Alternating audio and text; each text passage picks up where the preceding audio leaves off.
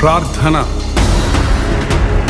నా పేరు పెట్టబడిన నా జనులు తాము తాము తగ్గించుకొని ప్రార్థన చేసి నన్ను వెతకి తమ చెడు మార్గములను విడిచిరేడల ఆకాశము నుండి నేను వారి ప్రార్థన విని వారి పాపములను క్షమించి వారి దేశమును స్వస్థపరచుదునన్న దేవా, మా దేశమును కనికరించము. అంధకార శక్తుల నుండి, దురాత్మల సమూహముల నుండి ఈ దేశమును విడుదల చేయుచున్నాము.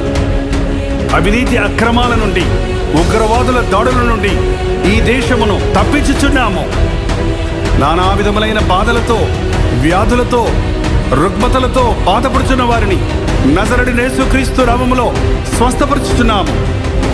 లైంగిక పాపములకు, మత్తు పదార్థములకు బానిసలైన వారిని నజరేయుడైన యేసుక్రీస్తు నామములో విడుదల చేయుచున్నాము.